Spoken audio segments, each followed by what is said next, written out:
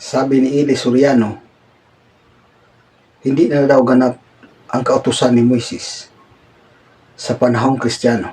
Pakinggan natin ang sinasabi ni Eli Soriano.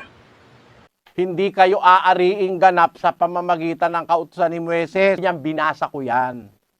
Na hindi na tayo aariing ganap sa kautusan ni Moises.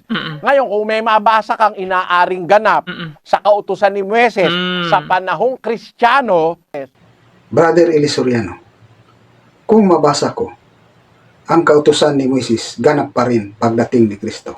tama ka. Pag may nabasa ka na sa panahong Kristiyano, inaring ganap sa pamamagitan ng kautusan ni Moises, Tanggapin mo, tama ako, mali ka. aba, tama ka. Pag nakabasa ka, talo ko. Basahin natin sa Lucas 24:44 at sa Juan 5:46-47.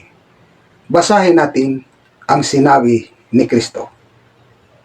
At sinabi niya sa kanila, ito ang aking mga salitang sinabi ko sa inyo, nang ako'y sumasa inyo pa, na kinakailangan matupad ang lahat ng mga bagay na nangangasulat tungkol sa akin sa kautusan ni Moises at sa mga propeta at sa mga awit.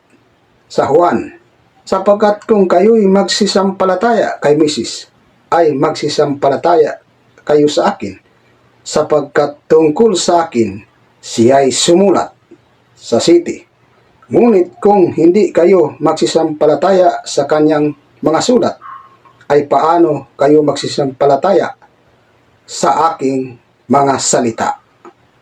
Yan, Eli Soriano, nabasa ko na. Tama ka, mali ako. Katalo ko.